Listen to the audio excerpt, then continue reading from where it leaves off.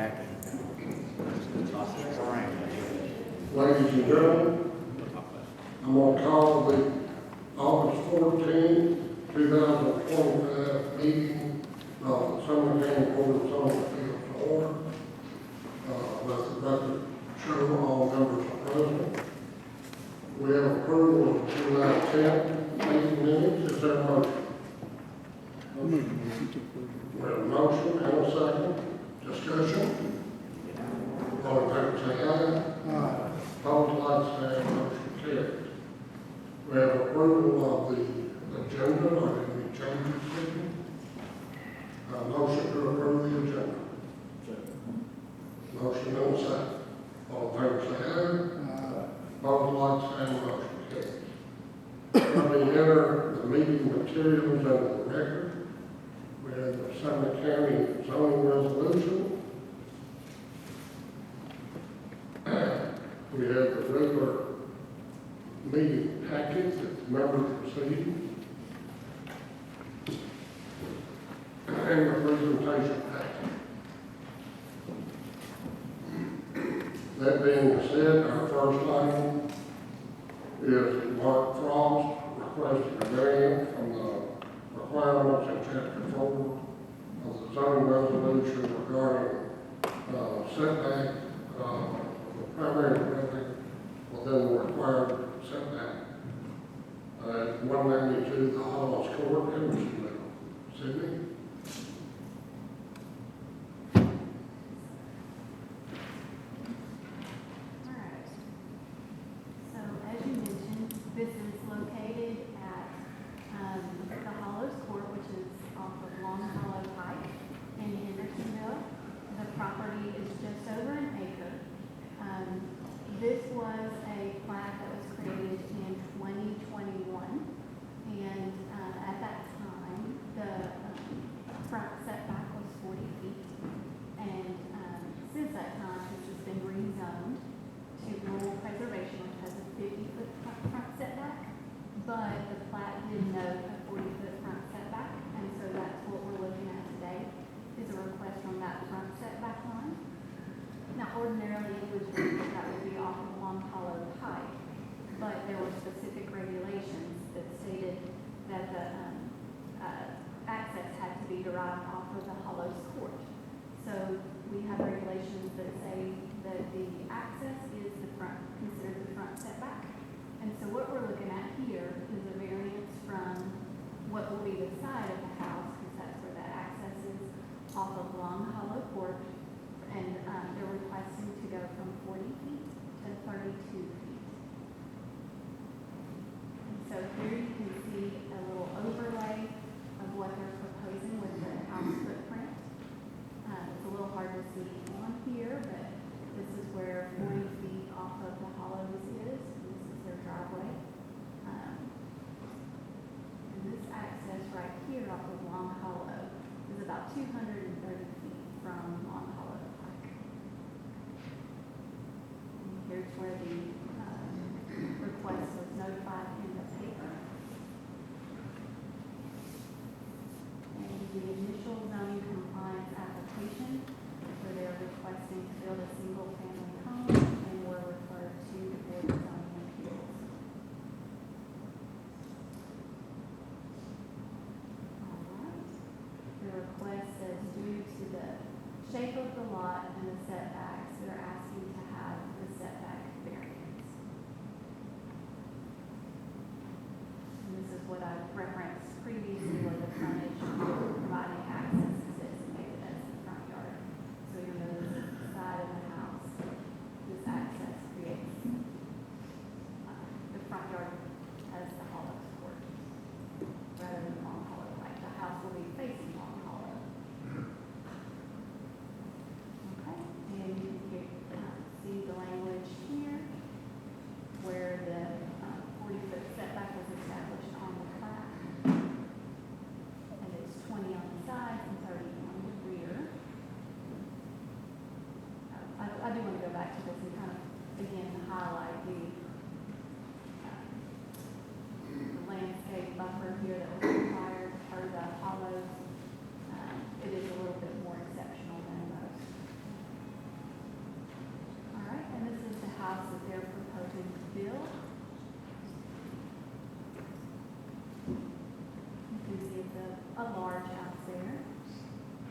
footprint is approximately 4,000 square feet. And this is a photo of the view from Long Hollow Pike. You can see the area there. This is looking down at the street. And this would be roughly where the house would be situated. Again, here are the regulations from the zoning resolution that describe the setback. Again, the zoning requires 50, but because the plat had the note of 40 feet, then it would be grandfathered considering with that 40 foot. The rear is 30 and the side is 20. And the state regulations that say that there has to be something exceptional with the narrowness, shallowness, or shape of the lot that is not a self-created hardship. And the relief provided would be such that it would allow for reasonable use of the land. All right, and here's where we go to the findings on the requirements for a variance. And so the particular topo conditions to the lot present a hardship that the owner didn't create, and it's not just a preference or an inconvenience. Staff finds that there are particular conditions in the lot with limited building area and large green space buffer that make this conformity with the zoning resolution difficult. These conditions would not apply across the rural preservation district. Other standards, there are no unpermitted uses proposed. Financial returns are not the primary issue. The difficulty with the small building envelope, park buffer, and soil areas were not created by the owner. The requested variance appears to be the minimum that will allow the property to be utilized in the manner proposed. And staff recommends a rear yard setback variance to minimize the streetscape impact rather than a front yard setback. If a variance should be granted. No evidence has been provided indicating that the granting of the variance will be detrimental to the public. And then no evidence has been provided that the granting of the variance will impair the light or air or increase congestion or increase danger of fire or endanger public safety or diminish property value.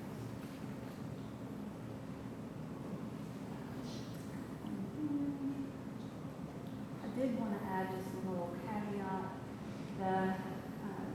We typically do not get into we don't get into regulating HOA regulations. There are some stipulations that the owner provided with the deed that was in your packet that show that there was a requirement for a minimum house size. I believe for a single story, excluding the garage, I believe that was 2,500 square feet. What they're proposing is 4,000. So they meet that threshold.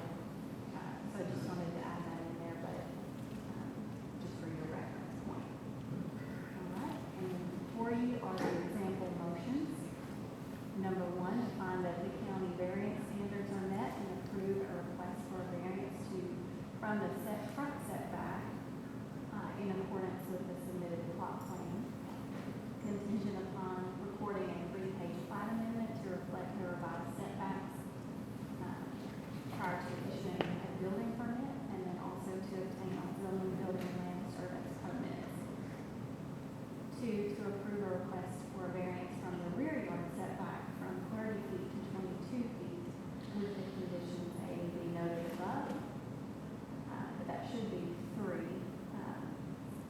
To deny variance request for 192 the Hollows Court, and then 4, to defer the item for 1 month in order to obtain additional information. Could we ask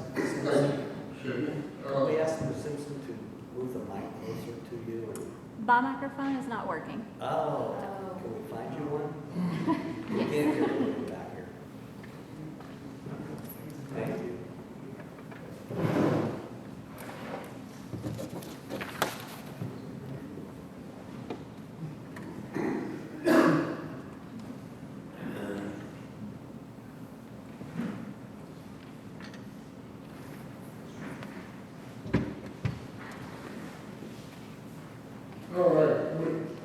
time I've opened the public hearing. Unfortunately, the only microphone that's working is mine. And I'm gonna kill it. So, I think it's working here. The first person to speak is Charles Hook. You'll come forward and state your concern. My voice carries, so I don't think I'll have any problem in speaking. My name is Charles Hooks. I live at 1006 Sterlingshire Drive, which is in Long Hope Point, right across the street from this said property. I've lived there since 1989. The only concern that we have is drainage issues, and I know this, and I just wanted to know if my neighbor, when he moved in several years ago, probably 30 years ago now, that little drainage ditch in front of him you could just step over, and now it's from here to Merrill Hyde's place over there to get. I just wanted to know if there's any kind of feasibility study that needs to be done on that to kind of look at the drainage on that. That's not the question before us. We don't deal with that. Y'all don't deal with that, okay? I'm dealing with the planning Okay, okay. and their state. All right, so that was the only concern that I have is the drainage. Thank you, thank you. Benjamin Patton.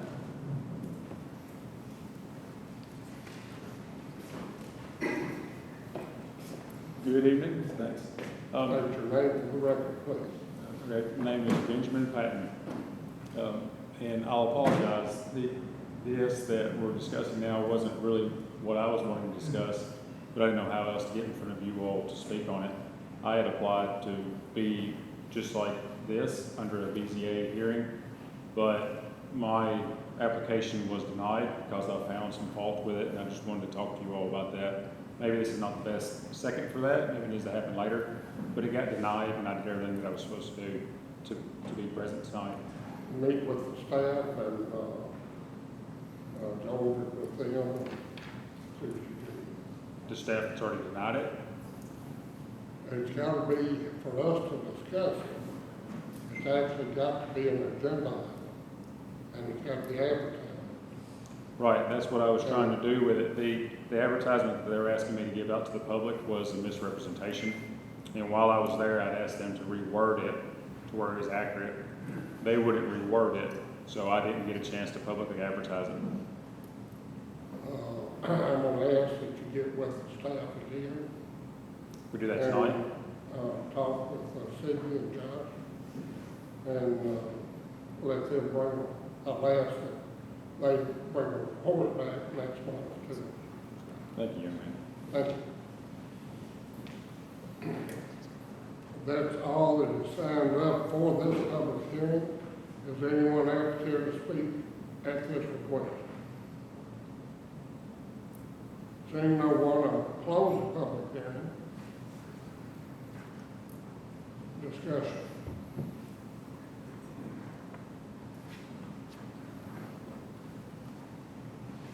We have seen this type of request many times in the past.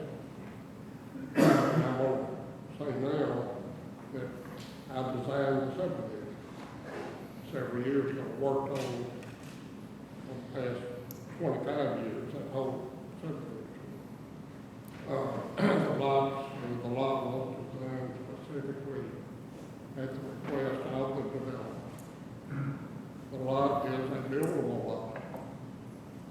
Now, the rules have changed somewhat, because we had to move them, they had to move so far back off the road, that type of thing.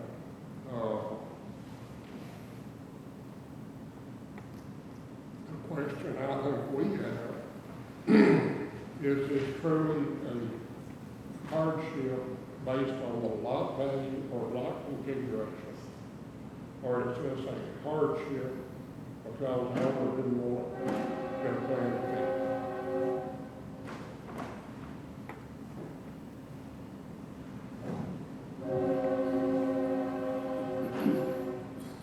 That's good.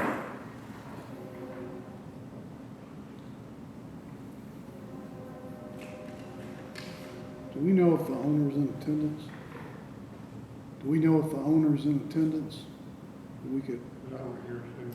Do not know. Is the owner here? I'm here to represent him. Mr. Bowens is a surveyor. Yeah, what it is since the driveway has to come off the side road, that becomes a front setback, which shrinks the envelope quite a bit. And they just really want to match the, you know, the conduciveness of the houses around it. You know, it wants to face Long Hollow. Like you saw, it's a really nice sized house, fits in the area real well. And that's the reason we're asking for it, is because it sits so far back up off the hill, and the building envelope, I think, off the top of my head, I think it was about 46 feet wide. And most house plans today are about 60 feet, 60 by 60. And so having to use that as a front setback, that side road setback, kind of just makes the envelope really small for that size house. yeah, so you heard Mr. Rainey's question, right? I'm sorry, you can't hear anything back there. Todd, what I put forth to the board, the choices are that the lot was created correctly. It met all and does meet all current regulations. There are houses that can be house plans that can be purchased that would fit without variance. That's true. So the question before this board that I explained to them, in my opinion, is we have to determine if this is a hardship created by the property, or is this a hardship created by the owner not wanting to change the house plan. That's pretty well what I put to the board, and that's what we're going, what we're looking at. Thank you. Yes, sir. So if it, I know the regulations won't allow him to put the drive off of Long Hollow, but if it was off of Long Hollow, his possession of the house would be in compliance with setbacks, right? If Long Hollow Court, if Hollow Court wasn't his entrance, he would only need to be 30 feet on the left. And y'all correct me here, what I'm saying, if he was closer, he would still have a 40-foot off Long Hollow Court, but he would have a side yard of 20, which would comply. If he moved it back towards back property. But with facing, he is now, that's created this issue. But the issue arises primarily from the driveway coming off Long Hollow's Court. His driveway came off Long Hollow, he would be within the setback. Yes, sir. Yes, sir, good. And obviously it's good if the driveway doesn't come off Long Hollow, we're trying to minimize that.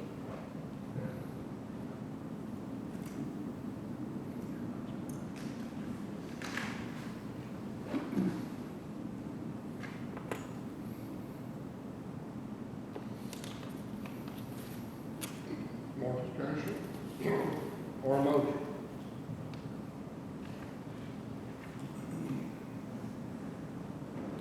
I'll move, for example, one, I don't see, if it was the side layout, that we should be every feet short set. So, option one would be, Here, I'm sorry. Let me show those example motions again. So you just, one to the front yard or two to the rear yard. that's it, your microphone work. Most of the mics at the others. Okay. Sorry, you said you would be in probably being 8 feet, and so I'm just wondering if that's 8 feet off the front or 8 feet off the rear. Well, option one, would be the front setback.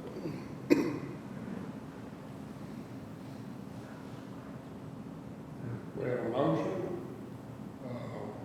and if I'm hearing, to approve the rear variance, those two.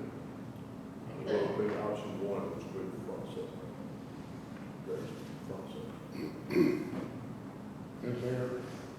seconds. The mics in the front row all work, I'm pretty sure. I'm having a hard time here, but the mics in the front row do work. Well, just to clarify, I would suggest from making a motion that we adopt option one with the inclusion of requirements A and B. Is there a second? I'll second that. There's a motion and a second. Option number one. Okay. I make a motion to accept. Discussion. All in favor of the motion, signify by saying aye. Aye. All like sign. Motion carries. Thank you. Next item on the agenda, Scott Quinn is requesting a special exception for a major home-based business to operate as Tri-Star Tree Care at 344 and 346 Laurel Road, Sydney. All right, yes, so these are two properties. One is owned by Scott Quinn, and the other at 344 Marlin is owned by his grandfather, Don Quinn. The request is for a major home-based business, and it's for primarily the burning of logs. That is mostly occurring on that larger property, that 8.7 acres down here, that it belongs to the grandfather. And so that was advertised and publicly noticed for requirements. This is a rural residential zone piece of property. The two parcels together constitute 13.7 acres, and as you can see there, the business owner has 5 acres, his grandfather has 8.7. All right, and there's an aerial image. And this is the home of Scott Quinn, the business owner. This is the grandfather. And this slide shows it a little bit better.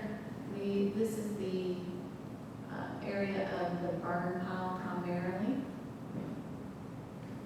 You can see this is roughly the property line for the grandfather's house with some buffering there. And this is the notice that was published in the Gallatin News on Thursday, July 31st. All right, the zoning compliance has the business summary on here. It says he stores a bucket truck and chip truck, a chipper at his house, and he brings logs home to cut firewood and to burn the rest. And he burns on the property address, which is his grandfather's at 344 Marlin Road. And he has 4 employees and that visit the site when needed. And then the equipment is stored there. And here's the hours of operation, 8 to 5, Monday through Friday, weather depending. All right. Then this is the request, where he's requesting to have the tree service from the above mentioned addresses. And that's in White House, Tennessee. There we go. Okay, this is the plot plan. And again, it just shows this is the burn area. That's approximately 100 feet from this property line.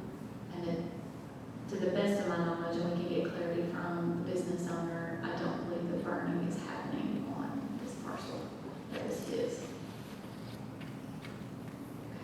And here we have the 2 properties. This is the 346, that's the business owner. And we go up the drive here, you can see the barn, some other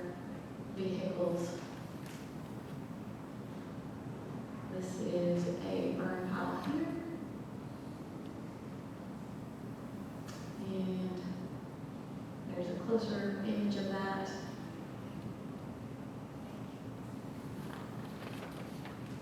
And these are the standards for a major home-based business. I won't go through all of them, but the key points on it are the outdoor storage and material is permitted as part of this approval process. And also there's a limit. Cool. There we go. Here you can see the major home-based business cannot be more than 25% of the area, which they're not exceeding that to the best of my knowledge. All right, so here's the findings of fact that we use as guidance for approval or denial of a special exception. And the first is, so it is so designed, located, and proposed to be operated so the public health, safety, and welfare is protected. It does not adversely affect other property in the in the area. It conforms to all applicable provisions of the resolution. And it is located to be compatible with the surrounding area. And so the staff findings, or interpretation of those findings, for the first, the staff states that the use is being conducted on a large tract of property and is well screened from view. However, the county has received complaints of smoke and ash trespass. The BZA has authority to impose conditions that would limit those impacts. And will not adversely affect other property in the area that it's located. Again, the tree service businesses are not typically a high impact use. However, again, we've received complaints on this one of persistent burning with smoke and ash, as the disposal appears to be a large portion of the operation of the business at this location. And again, the BZA has the authority to impose conditions to mitigate those impacts. 3, it does appear to meet the zoning resolution provisions for a major home-based business. And 4, the use does appear to be compatible with the surrounding area and provides safety of those using the facility. There's another similar business that was approved several years ago down on Towery Springs in this same area as well. All right, and before you are the example motions to approve a request to find that all county special exception standards are met, and to approve a request for a special exception for 344 and 346 Marlin Road contingent on all required zoning, building, and land disturbance obtained from the county departments, particularly if any of the buildings are being used in association with the business. 2, to deny the request, or agree to defer this for 1 month in order to obtain additional information.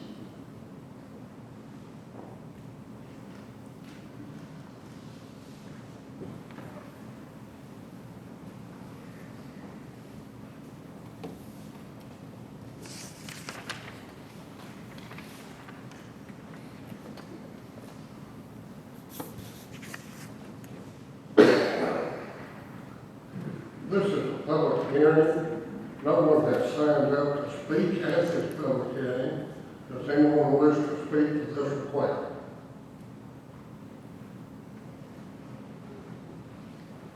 Sorry, I didn't sign that. It's my first time. So do you want to sign that? Yes. I apologize.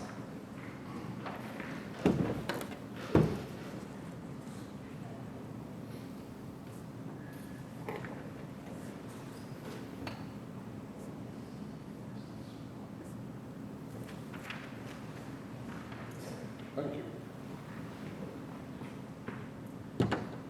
See if the button will put us, will come up.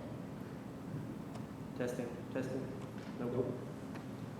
Okay, Scott Quinn here. I own TriStar Tree Care. I've done it for about 6 years.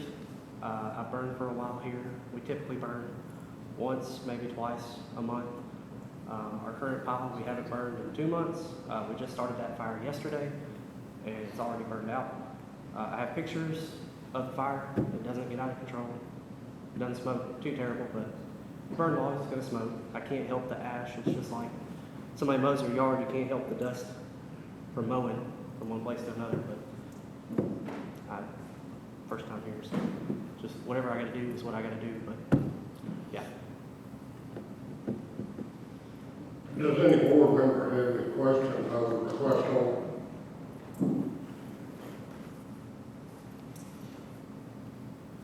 Thank you. Okay.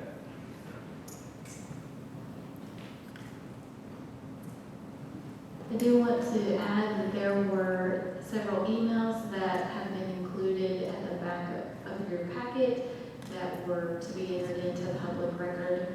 2 were in support and 1 was in opposition.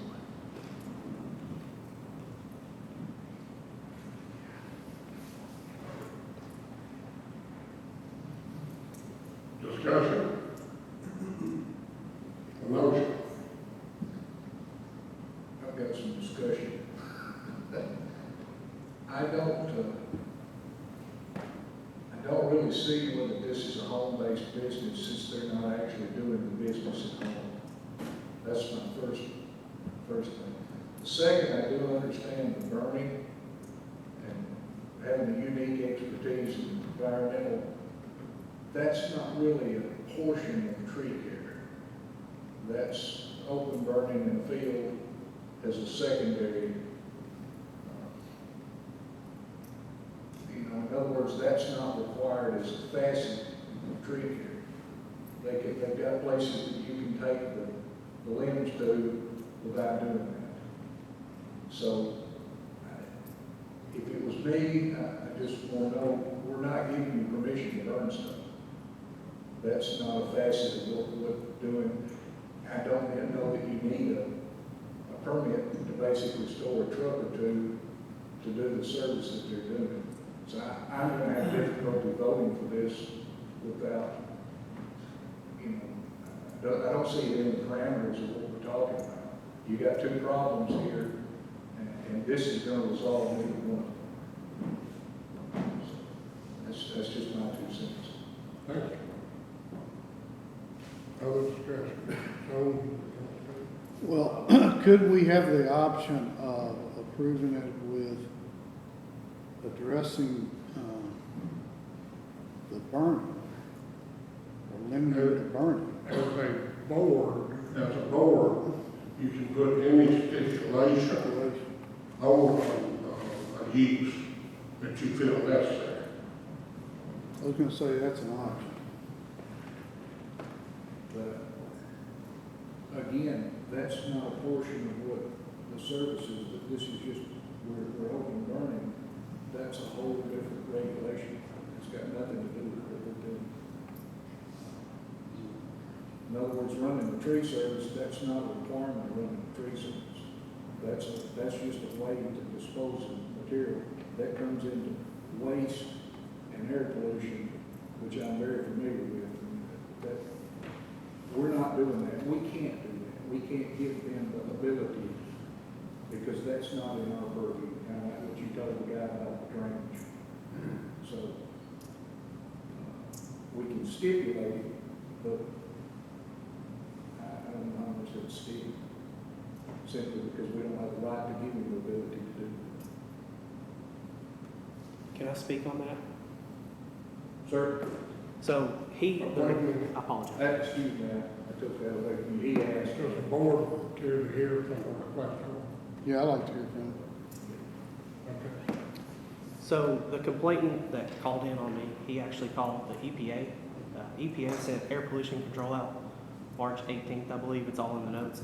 Air pollution control said that I'm in compliance. There's nothing that I'm doing wrong because I'm more than 200 feet away from structure. I'm within the rules and regulations of burning no more than twice a month. I don't burn any brush. It's all just massive logs that we can't fit through a chipper. So we chip everything up that we can chip up to 18 inches. So there's no brush. It's just logs, and that's it. So that's all. I just wanted to add that. And you said you cut it for firewood? I cut up as much as I can for firewood. I have 4 neighbors that come and get all they can take. I have another neighbor that has a sawmill, and they can't keep up with the amount of wood that we produce in tree service. So I try to waste as much without having to burn so much, and that's why we only burn once every month or once every 2 months, because when I burn, I can have it all gone in a day or two max. So it's not just a continuous fire on and on and on, because I try to be respectful. You do chip though up to 18 inches. Oh, yeah, 100%. We chip everything that we can chip because, for one, it saves us time, and two, it's less for us to deal with. So that's all. I just wanted to add that. Any other questions? Susan? I did want to address the major home-based component of it, because there's employees that are coming to this site, and there's equipment stored. It cannot be permitted as a minor home-based business. The disposal of it is sort of an accessory, or, but it is in conjunction with that business, because otherwise it would just be open burning that I do when I clean up my own limbs. So that's why it's being brought in this manner. Thank you. Thank you. Discussion or motion?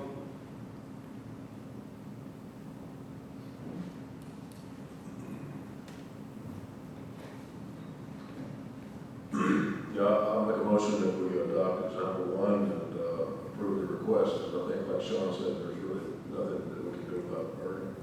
I would ask the requester to, as he said he would, try to keep it to a minimum and try not to keep a dirty fire going there. We have a motion. Is there a second? I'll say. We have a second. Any other discussion? All in favor of the motion, signify by saying aye. Aye. Opposed, like sign. Motion carries. Next item on the agenda. Fireplace Fellowship is requesting a special exception to operate an event venue for treats from an existing structure at 1524 and 1554 Lavender Lane, Hendersonville. Sydney? Sure. All right. So as you mentioned, this is coming before you as a retreat and not an assembly, as staff has determined that the use is a retreat, which requires approval from this board. Should the board determine that the proposed use is not a retreat, then the use may be approved administratively. However, if it doesn't fit into the small assembly, there is a medium assembly that is 150 to 500 people that also requires approval from this board. There's been a little bit of confusion about what the use is and how many people are attending and everything like that, but staff's determination is that it is a retreat, and so that is what's going to be presented to you this evening. This is located on currently 2 separate parcels. The owner has communicated that they are going to combine those, and the total up to be 17.8 acres. This is in the Rural Preservation Zoning District, and a special exception is being requested pursuant to Chapter 14, Section 1411, subsection F7 pertaining to retreats. All right, this is the public notice per requirements. And the zoning compliance initially came to us in February for a request for parking to be used for a church, combining the properties. And so then they were directed to staff to have a meeting to discuss, all the uses that were going to be involved. So after that meeting, they proposed this letter that you received in your packet that identifies the property at 1554 Latimer Lane to be used primarily for the church in the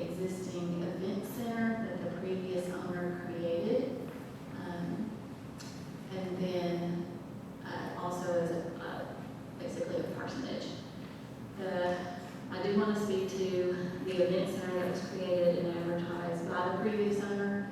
That was done so without permits and illegally. And so this is kind of what they inherited coming into this.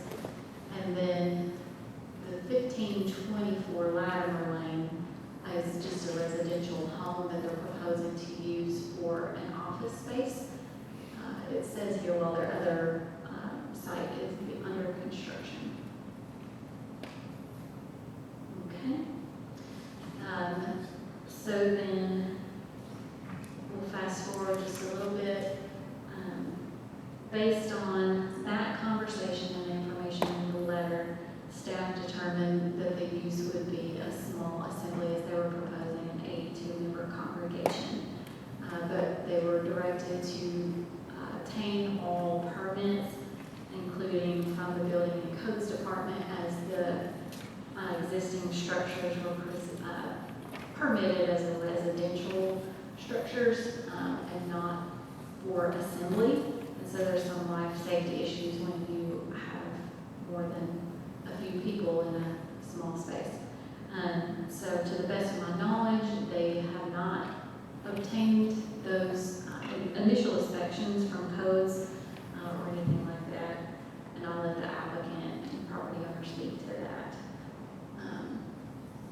So then in March, there was a website that came to the staff's awareness for a retreat, for an event venue, and it was a full-on advertisement for wedding events. And it said, hey, contact us, we're accepting inquiries, this is how the site's going to be used. And so at that point, staff reached back out and said, hey, let's have another conversation. So we had a follow-up conversation. This is actually after, that wasn't the website, this was posted afterwards in April. But from that follow-up conversation, staff determined, hey, this is a retreat, not just for a small assembly. This is, therefore it's a small assembly is something that they can do per zoning with the appropriate permits and approvals, adequate parking, life safety measures and things like that. But larger assemblies, as previously mentioned, either require additional approval, as does the event. So that staff directed them then to the special exception from this board. And here's that application. And it says the church will be for church services, prayer meetings, weddings, events, like the foster care Christmas party, VBS, and let's see, I just went there a little bit, but they can, they want to offer the facility as a church or group that may want to use it to kind of rent out that space. So again, kind of multiple uses there. There we go. That's what you can read a little bit better there. And then it says that they were told by the county it's classified as a retreat. And here you have the site plan, plot plan that was provided from Greenlit that shows the existing, this is 1554 Latimer Lane that has essentially about a 6,000, maybe 7,000 square foot structure. Two structures that have been combined into one, into an addition that was done, I believe, in 2022. This is the proposed parking areas. And then this is the residential space to be proposed to be used for an office on 1524 Latimer Lane.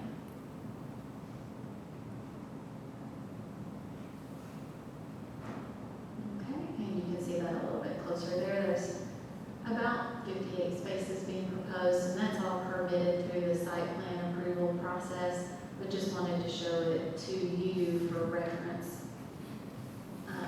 And just make a recommendation that if you are approving a special retreat, staff would recommend some landscape. That, again, that will come into play at the site plan level, but since the parking is what's going to be most visible from the street, some buffering would be encouraged. All right, this is the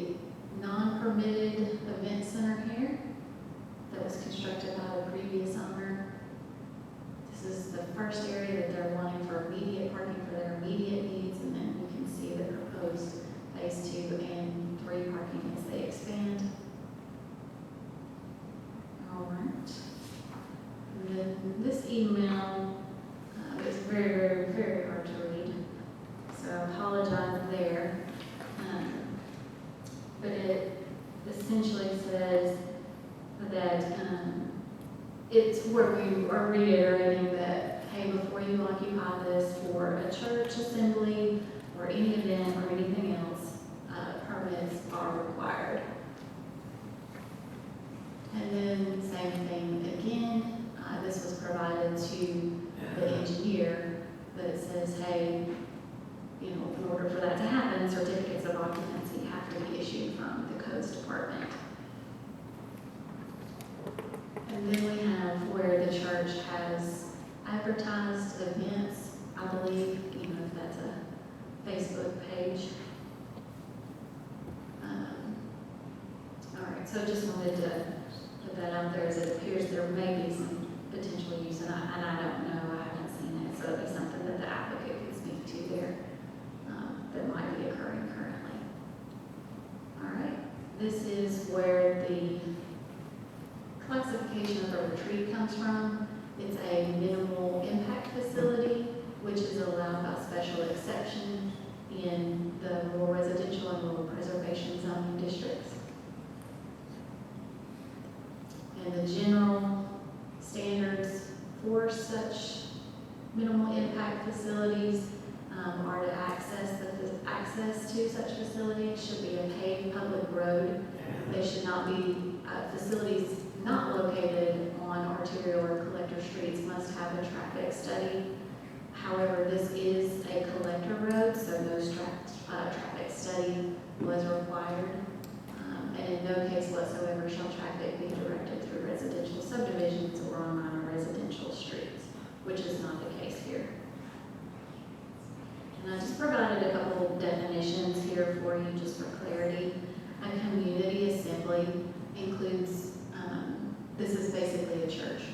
This includes activities performed at institutions for social religious purposes, and there are accessory uses with those that can include weddings and overnight accommodations and such.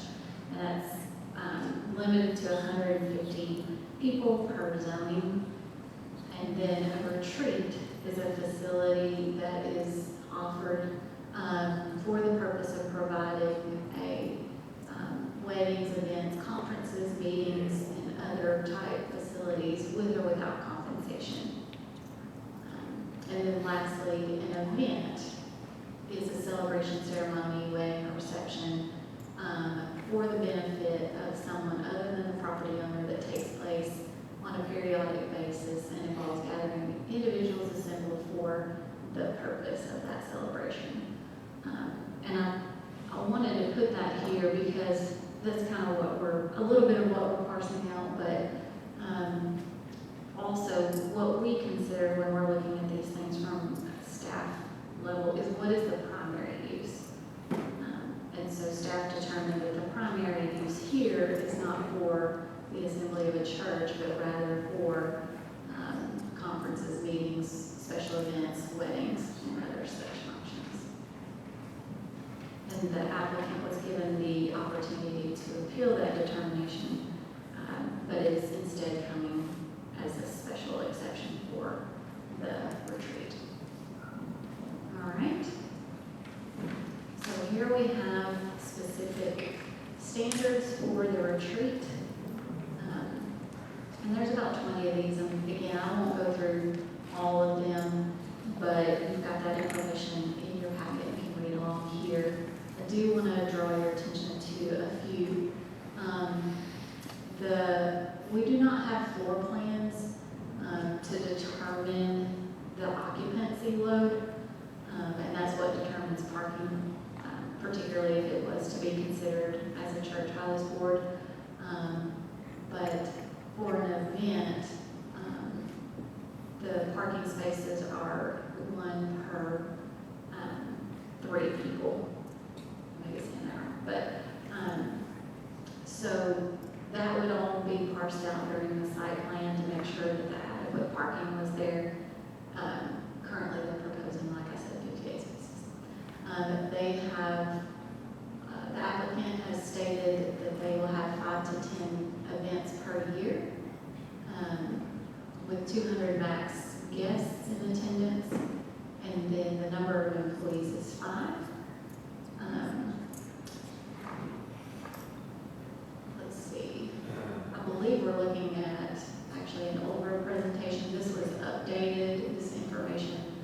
was provided to us, that, well, actually, no, that's accurate, but, that activities will stop by 10 p.m. And then the other thing I wanted to draw your attention to here is the provision of the restroom facilities. What the applicant has proposed is luxury hallway restrooms for each event. The septic information was not available for non-residential uses that we've been provided with at this time. All right. And then in terms of the light and sound, they agreed to comply with all ordinances. And they are saying that they will have possibly a tent, a 30 by 60 temporary tent for events. There will be signage that will be approved as part of that site plan process. I did just want to note that it's limited to 20 square feet if the use is approved. And then, again, just wanted to note that they're not required to do a traffic study since this is on a collector road. All right. And then the setbacks, if the lots are consolidated, then the buffering issues kind of go away, and then the landscape plans will help with the rest of that, once we get that with the site plan. Okay, now we get the photos here. You can see this is 1554 on the left. That's what the church identified as primarily where they would meet and have their assembly in that building that they identified as the event center. That's a closer view of it. And this is the property at 1524 Latimer Lane that they're proposing to use for office uses. And these were taken off of the real estate website. And these were taken by staff. It has this little barn here. And that's kind of the area in between that will be used as a parking area. You can see some nice aerial imagery there of the two properties. And I believe they're proposing additional access here, which will be evaluated through that site plan process. All right. And with those findings, number one is so located, designed, proposed to be operated so the public health, safety, and welfare will be protected. The impacts to the public health, safety, and welfare are not anticipated within the scope of activities proposed. The traffic study was not required. Number two, will not adversely affect other property in the area.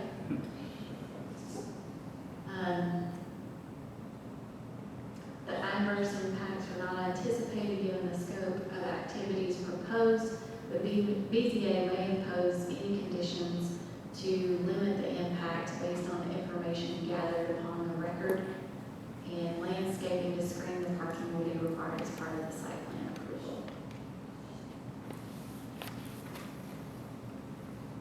This conforms to all provisions of the resolution for a special exception for a retreat. It does appear to substantially conform to the zoning resolution standards for a retreat. And number four, shall be located so as to be compatible with the surrounding area. The proposed activity retreat is to be located on 2 lots and would not appear to be incompatible with the surrounding area in general. The site plan approval, as well as building and code inspections for the facility will be required to ensure the safety of persons using the facility. And there are the example motions. Number one, to approve it with the conditions that all permits be obtained, the lots be consolidated, all regulations enforced through other agencies are met, and the condition shall be renewable for a period of 2 years. 2 would be to deny it, and 3 would be to defer for 1 month in order to obtain additional information.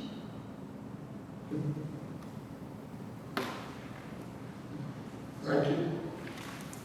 We have several people that have signed up to speak, and we want to hear from each and every one of them. However, let me state that I don't want to hear the same thing from everybody. You know, we certainly want to hear you, but don't every one of you tell us the sky is blue. And with that being said, I'm going to ask you to limit your talk to 3 minutes each. And we'll start with Jack Ricketts.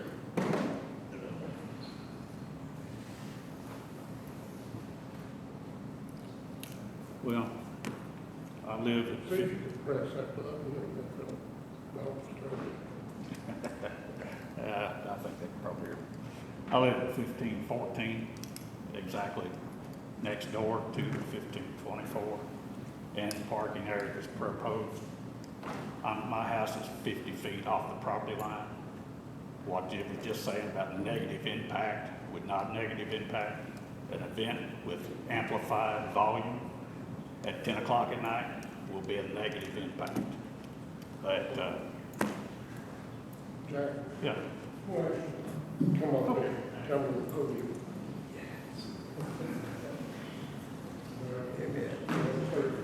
That's okay. Like I say, I live next door to my house is about 50 feet off the property line. And anytime they have visitors, I have visitors, I hear exactly what's going on. They have a little gathering of children.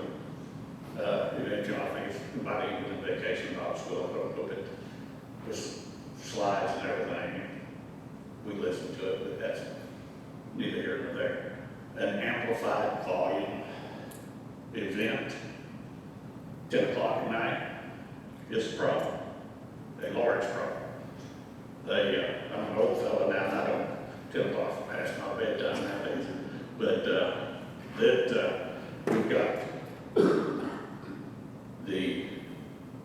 like I say, my house is probably from the location number 2 right there at 1524. My house is probably 75 feet from the corner of that house, or maybe 85, approximately 30, 35 feet off the property line. I'm 50, so it's less than 100 probably. So like I said, the amplified volume is definitely a problem. The biggest problem, the question I have is with the zoning change allowing for a retreat. As a retreat, I know several drug rehab facilities and halfway houses that are titled retreats. I'm worried that might be an event, or with foster children and things, maybe they try to impose in that area. And I'm definitely against that also. I have enough stuff stolen from because of that kind of stuff. I lost about 25 grand worth of stuff off the job site 6 weeks ago. Dope related. So it very much disturbs me having an event or making sure that we don't come up with a halfway house or something. I see there's temporary housing or spending the night there, right there. I think that bothers me, having strangers around and losing. I had several things stolen over here, so you kind of get accustomed to it, but at the same time, it really bothers you when it happens. But we got all that, plus the zoning change not allow that, the overnight lodging, the sound. That's what bothers me most of all. 200 people traffic out there, 10 o'clock at night, large problem. Y'all ever get a chance to group stop that long haul, in the long haul pike or New Oak Road would be real nice, but that's not part of this. But address the problems. They're already, like you say, you know, we're probably aware of this, already have church events that are happening for several months. Yeah, but that's what I was bringing up was basically the thing. And I watched one of Miss Tripp's sermons on the radio there. They said they moved 9 times in the last 3 years. My thing is that it really sounds like bottles for dollars, and that they may not be here 6 months from now. What's the next people that purchase this? What are they going to do coming in? So, Thank you, man. all right. Thank you. Thank you. Jim.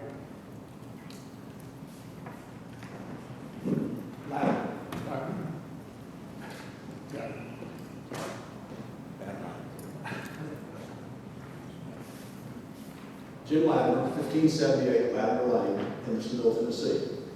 I probably know that property better than the current owners.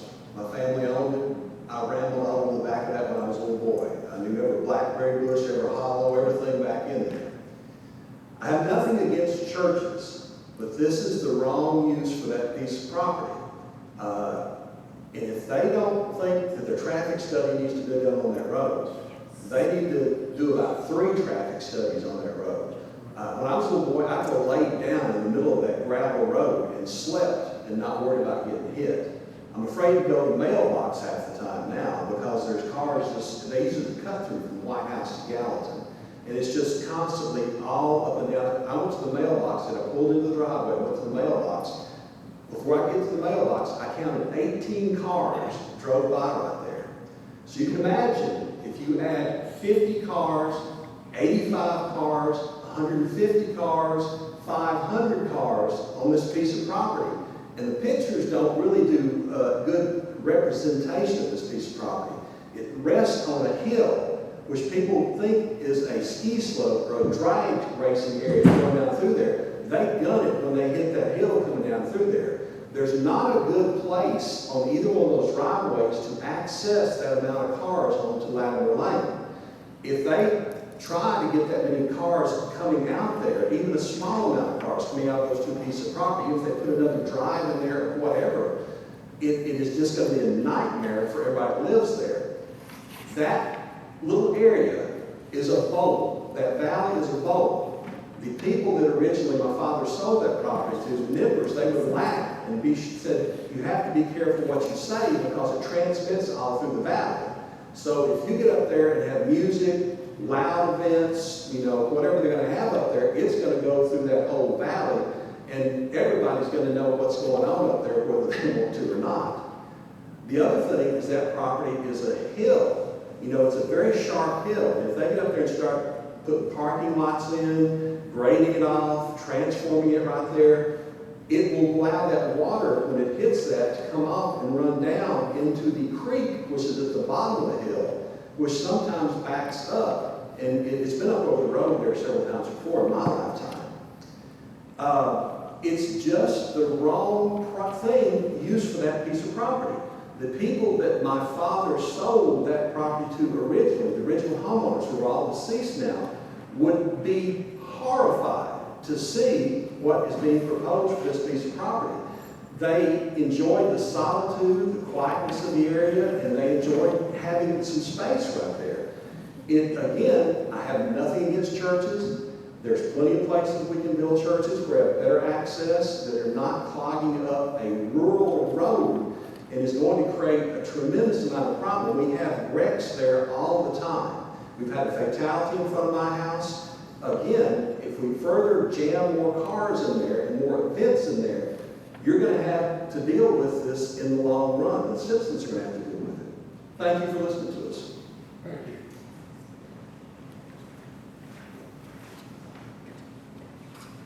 Jeff Lemon.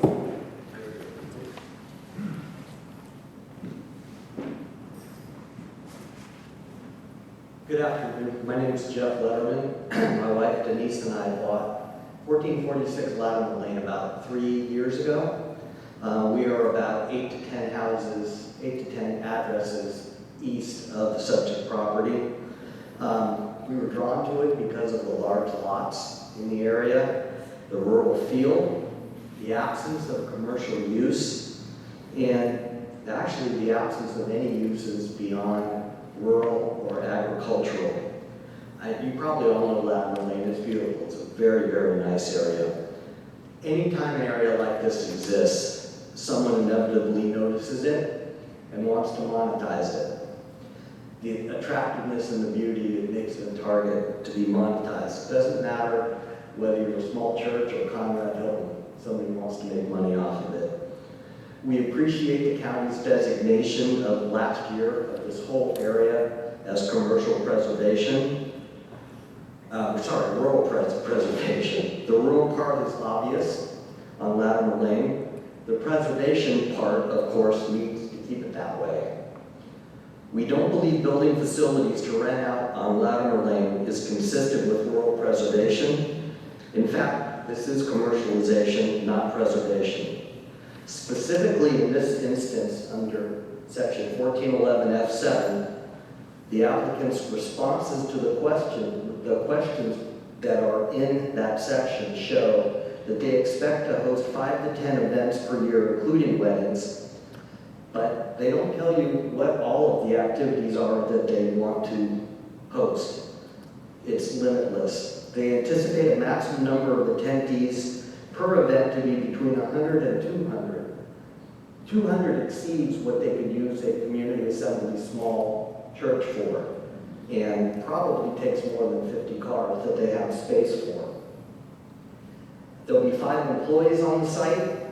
The operations will be Tuesday through Friday from 9 a.m. to 3 p.m., but that's the office hours. The hours of the events and themselves, the application does not say. The response to questions by Greenlit Design does not say when they tend to operate.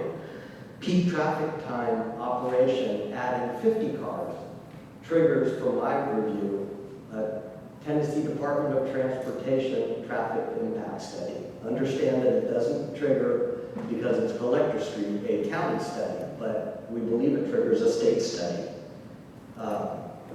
There's no information on the setback of the monument that they want to build for signage. They want to light it at night. Why do you need lights at night?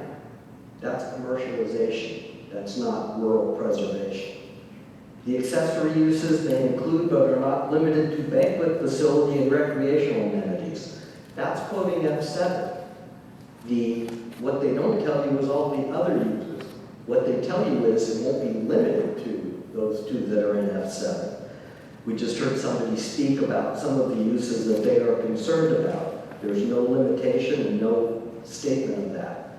The maximum floor area of all areas to be used in connection with the retreat will not be greater than 2.5% of the total lot area. I don't know if anybody did the math on that, but 2.5% of 17.8 acres is about 20,000 square feet. That's the size of a small warehouse.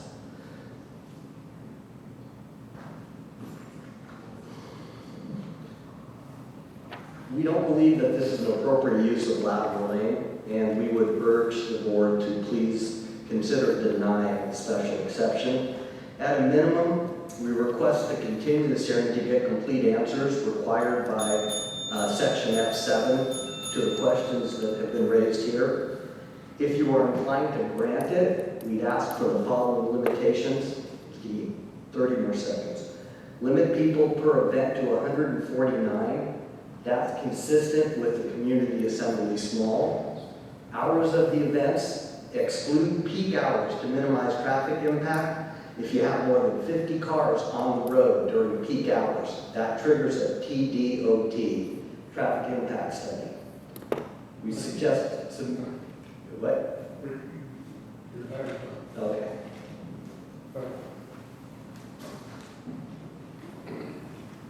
Holly Patterson.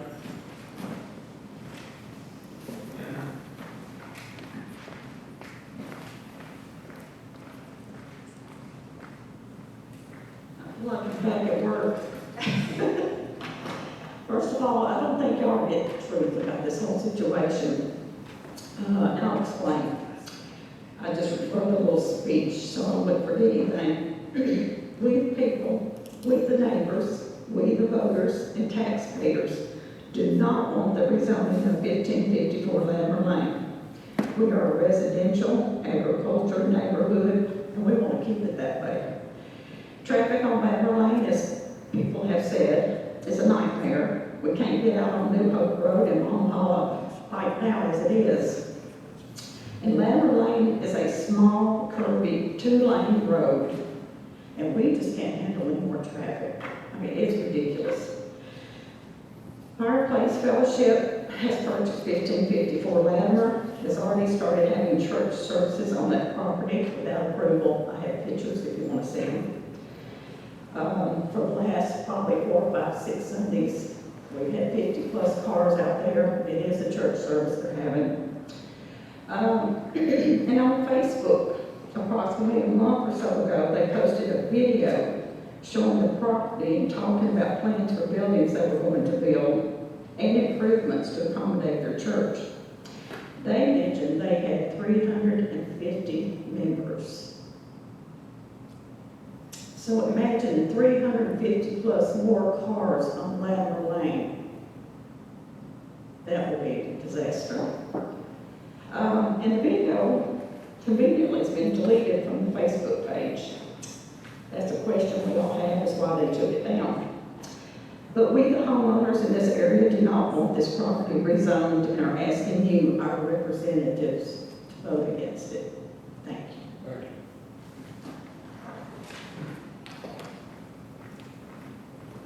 you. Next, Paul.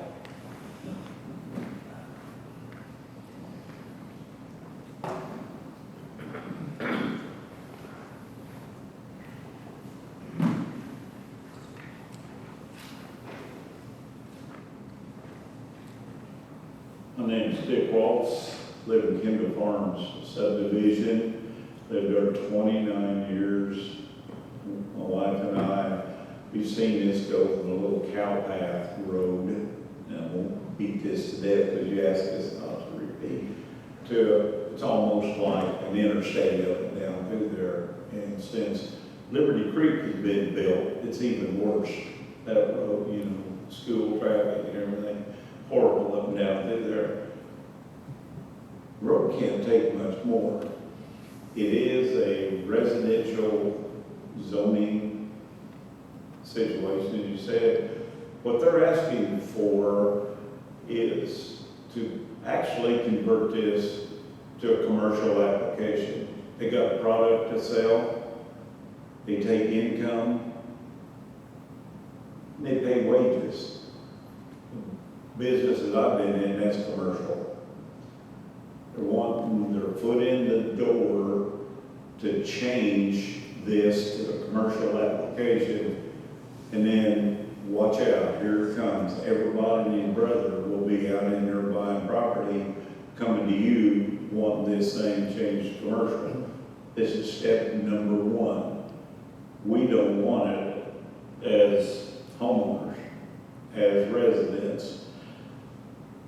The other thing that you mentioned, and I think you've already talked about it, but within yourselves, this property is not ready for what they're wanting to use it for.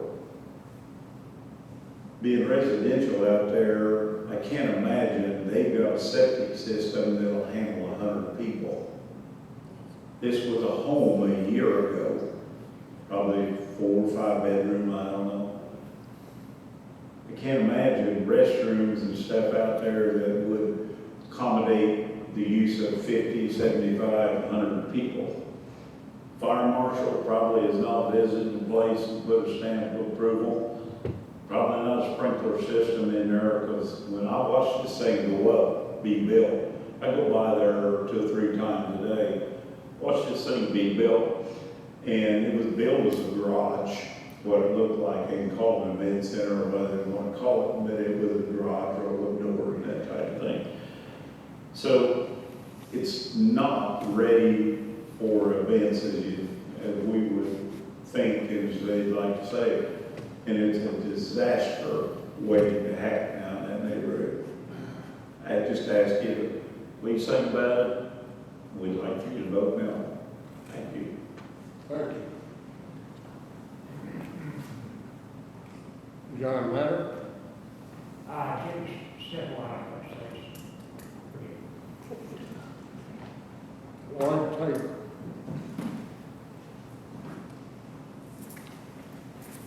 You saved the best for last.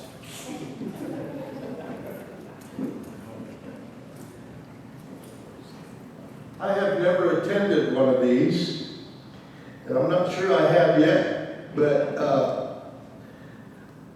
honestly, we couldn't hear any of y'all.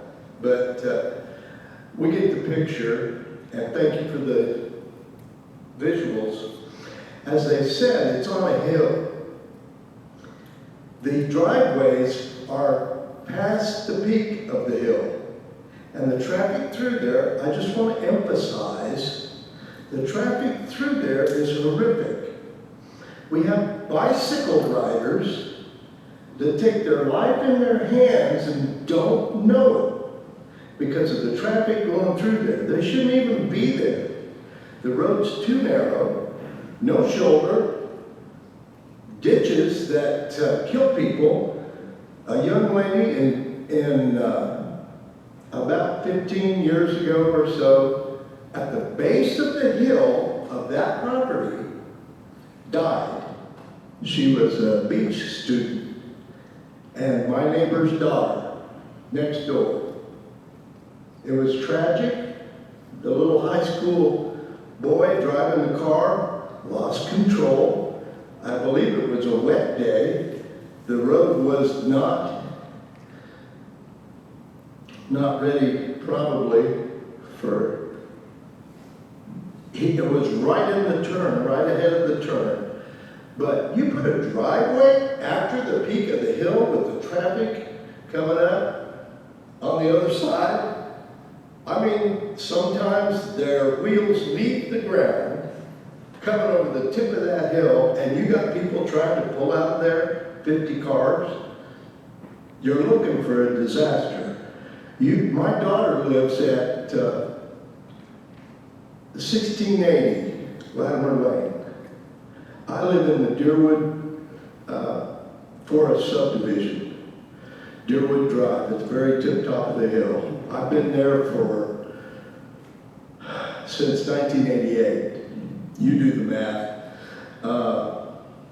I've watched this community grow. You talk about that's not a residential road.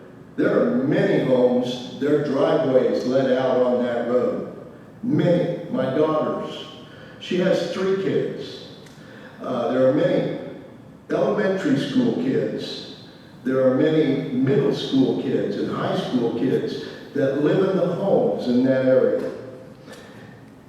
I let all my neighbors in my subdivision know about this meeting. I don't see anybody I recognize here except one, and she's across the road in Kendall Farms. But my street's called Deerwood Drive for a reason. We can count 15 deer in the front yard just about every morning. Little fawns. And if you're driving on Latimer Lane, it's like a zoo with the deer on the sides of the roads. I mean, it would impact the environment in a very negative way to have any more cars. We've got White House police cars, Millersville police cars, Hendersonville police cars, and Sumner County Sheriff Department cars whizzing through on that road. We've clocked them at about 55 miles an hour. They have to slow down for us residents getting in the way. No lights on. Once in a blue moon, they'll do a traffic test and they'll pull people over. Thank God. But it is a disaster already. We have semi-trucks and trailers driving on that little road. We have the trucks from the quarry, dump trucks, big, huge ones, heavy ones. It's a mess.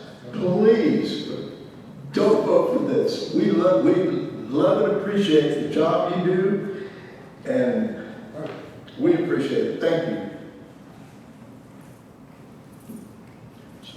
There's no one else signed up Mr. Chairman, to speak. I did not sign up, but I'm the pastor of the church, and I would like to speak to some of these things that were said. We will give you an opportunity as we request on. Thank you, sir. Anyone else? I'm going to close the public hearing, and this time we okay report or hear another question. Come forward. Thank you, sir.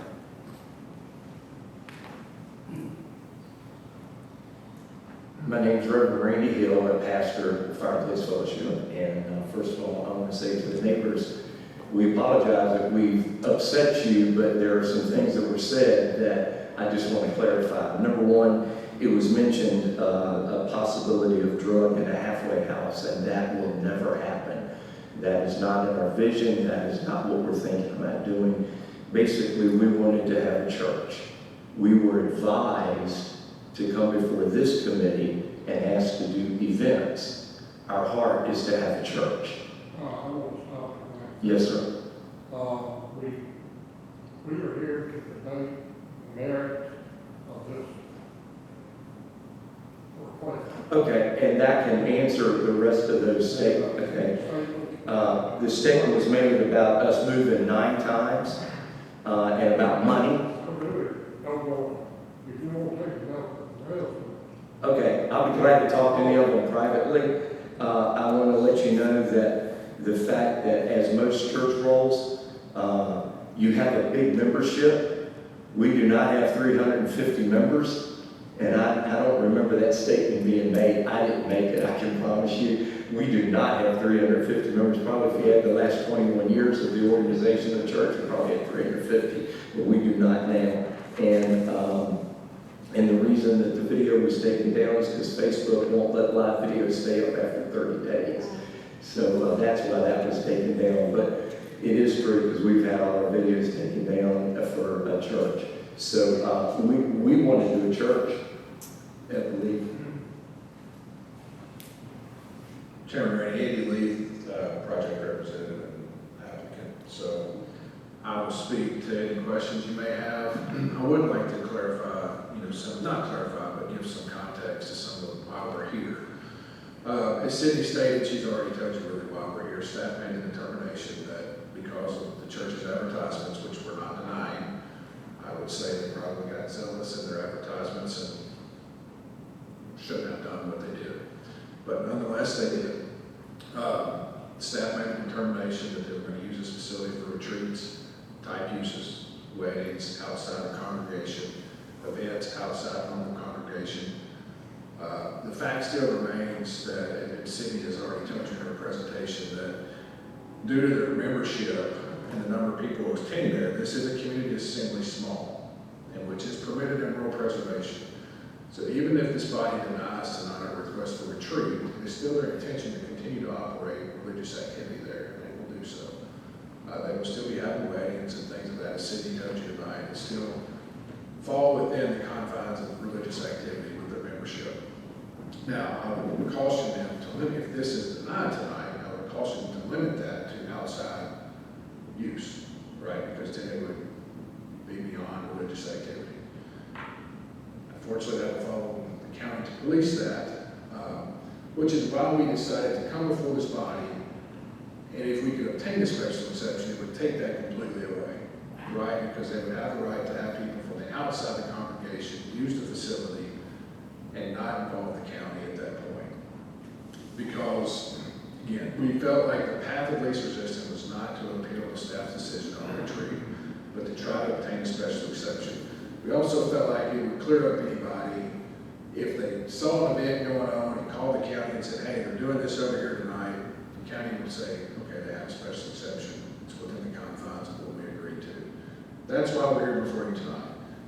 Still, if this body denies a special exception, it is the intention of the church to continue to have church service there. We've already turned in the site plan once. We'll continue with the site plan process with the parking requirements all the other stuff that goes along with site plan approval for them to have church service at this property, or these two properties. So I will, also, this is not a zoning action.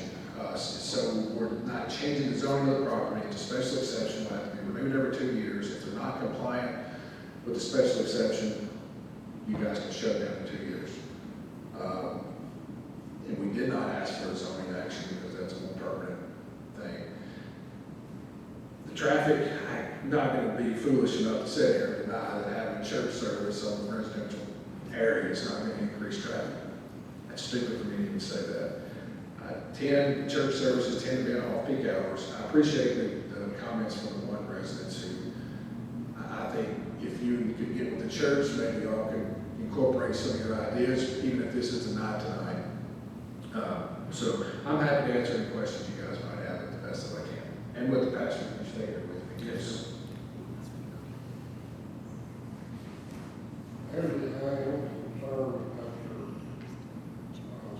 site distance on the driveway. Yes, sir. I don't care if it's approved or denied, even from the church service. And we have lots of road frontage. We have lots of road frontage. We can work with staff. Yeah, we have room to add to this. My suggestion is basically done. Members? Question? Over the question. Bruce, may I ask another question? I did just have two more statements to make.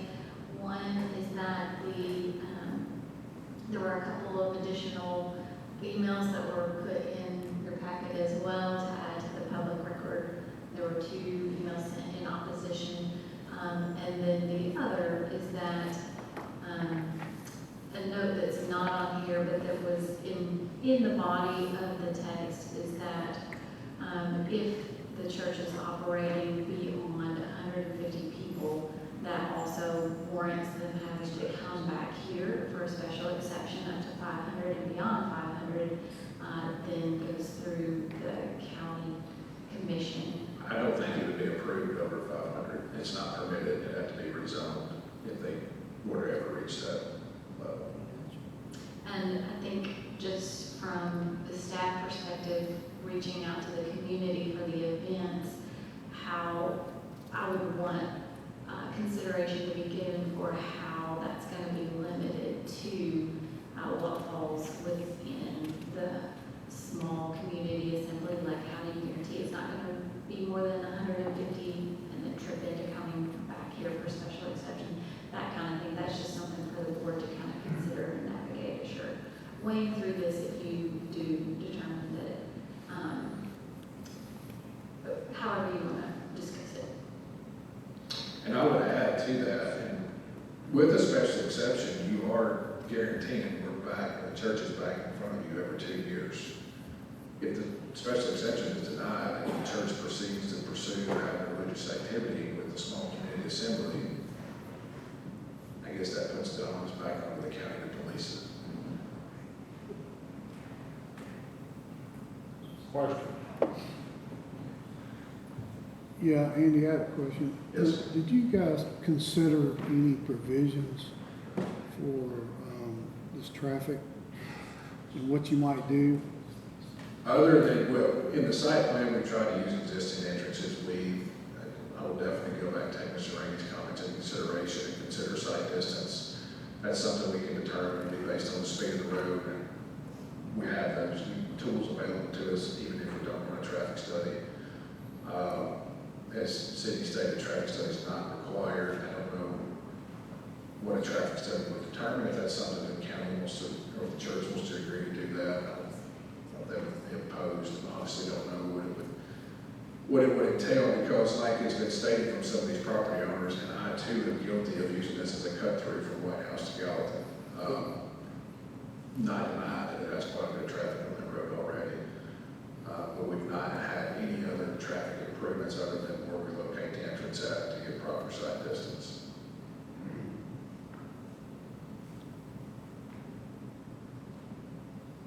Can we ask a question?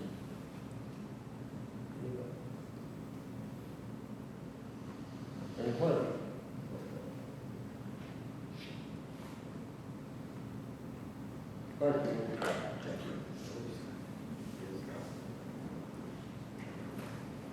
We have before us several questions to debate, or to consider, I should say. First question is this something that we even want to look at? Or does it not fit if you want to deny it? Number two, is it something that maybe you want more information on? Maybe some more discussion about, I hear residency, I hear no inspections for public use. We don't know anything about septic. There's a lot of questions there that could affect how you vote. So I guess I'm saying all that. Number one, if you want it, do we have enough information for you? If you don't want it, what's that? And then maybe as Mr. Lee said, if it's denied, they still have the use of it as a church and associated activity.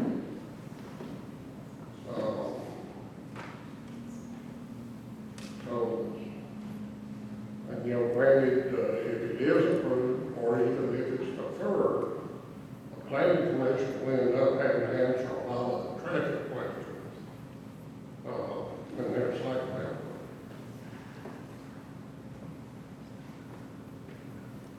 What's the will of the board?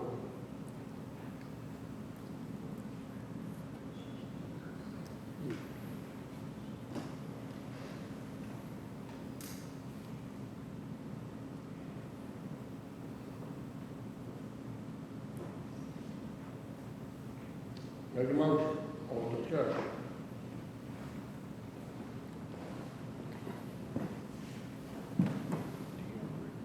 So I need clarification. So under their current operation as a church, they're operating now. How many people can they have at assembly? Well, they actually are not supposed to be operating until they've met all building approvals, and that has not yet been obtained. However, if that is obtained per zoning and they receive, they develop the conditions, that would be required for the parking, landscaping, life safety, building permit for an assembly use for that property. Can you restate the question? Was how many people? Is that what you said? Yeah. Yes, so they could do up to 150 without having to come back to this board. Between 150 and 500 comes back to this board as a special exception, and then over 500 is a rezoning. What we're gonna do, the way we would determine, because we just don't necessarily take people's word for about how many people there are gonna be in the church. That's so subjective. It's so Gosh, I hate to make So we don't necessarily just take that as word for how many people are going to be going to the facility. And so as part of this process, like Cindy said, we let them know already, please don't utilize the structure. It was built for residential purposes. It was not inspected. It's not code compliant for any kind of public assembly activity at this time. So there's life safety issues that are outstanding there. There's no site plan that's been approved. There's no designated parking area for this property, stormwater, none of that stuff has been addressed. That'll all have to be addressed. But as far as the number of people who are utilizing the facility, we'll look at a couple of things. The amount of parking that's proposed and the structure itself in terms of the capacity of the structure, the seating, those kinds of things. There's enough parking that's proposed, I think it's 58 spots. And so that's for churches, there's 5 seats. It gets 1 parking space. There's enough parking there for about 300 and something folks to attend the church right now with the 58 parking spots proposed. So that's way more than 150. And so, again, we haven't seen floor plans of this building. We don't know what the layout inside of it, the way pews and those kinds of things are going to be arranged. When we have that information, that's when we're going to look at that and say, okay, this looks like community assembly small. This is permitted as a matter of right. You can file your site plan with the planning commission and move ahead. Or we may look at it and say, hey, this is community assembly medium, and you've got to go to the board of zoning appeals. I don't think it's community assembly large that requires a rezoning, but it may be in that middle, and it's going to require us to come back to the board of zoning appeals for that special exception. Does that answer your question? Yes. Chairman, we may be able to make this easier. Considering some of the things, let me go there.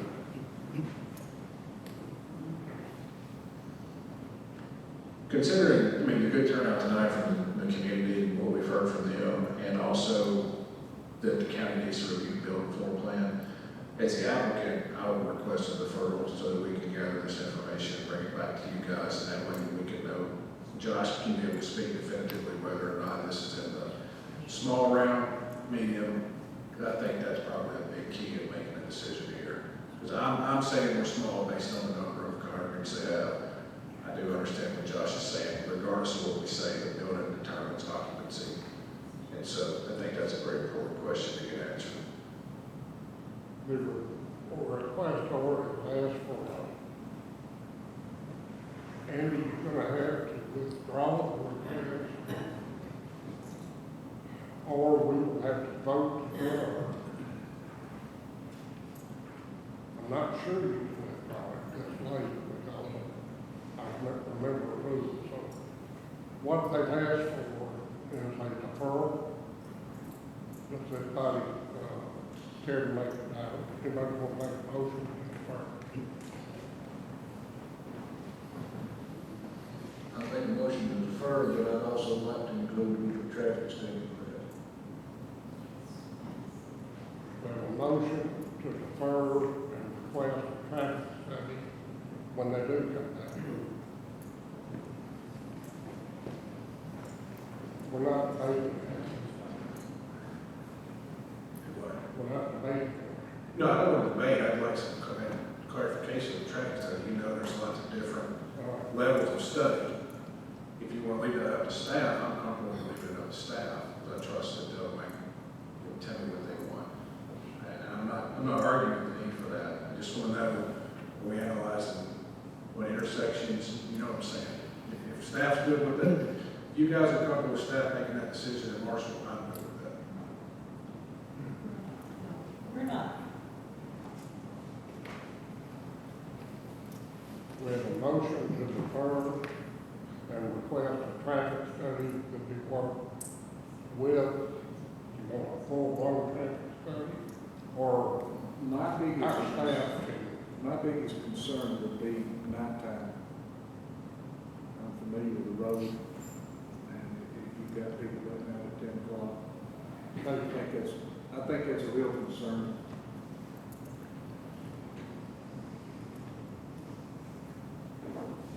We can have Mr. Lee, maybe the county engineer, and determine the scope on it. It'll look at 24-hour traffic counts and that kind of thing. Peak hour trips is typically what we look at the most.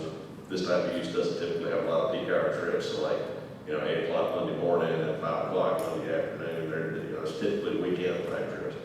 But what we can do is we can have it look at the vicinity of Ladder Lane and look at the intersection. The county commission just did budget $3 million for intersection improvements at Ladder Lane and Long Haul Pike. And so there'll be a new traffic signal that'll be going in there and turn lanes and those kinds of things. And so we will get with them and our engineers, and we'll help them understand the scope of what's happening in that area, and if there's anything additional that needs to be done. If there are site improvements that need to be done by this applicant, we'll make sure that's recommended by the traffic study as well.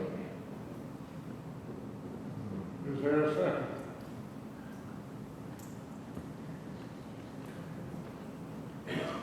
Is there a second?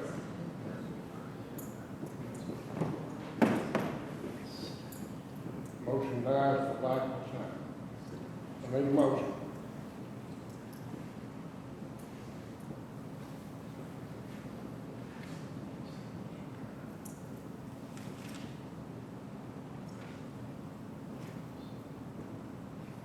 Y'all want to defer, I need a motion.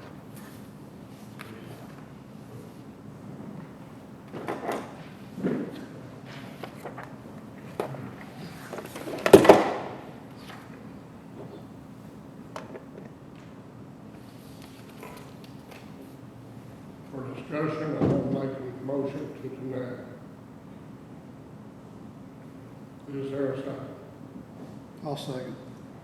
We have a motion and a second. Discussion.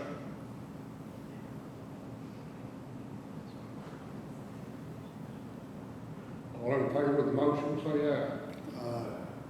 Opposed, like sign. The request is denied.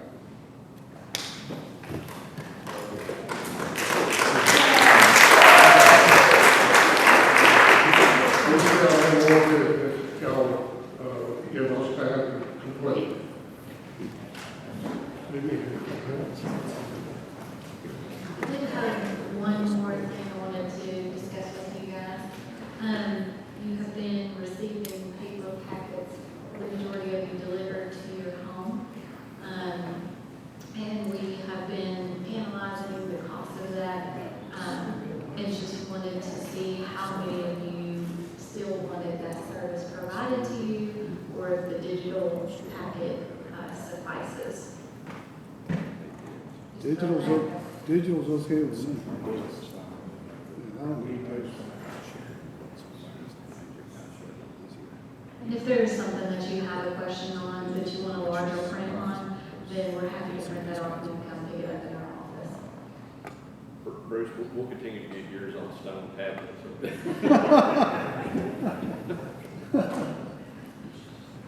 All for saving Shannon. Any other business? Made a motion. Motion to adjourn. So we have a motion and second to adjourn, all in favor, say aye. We are adjourned.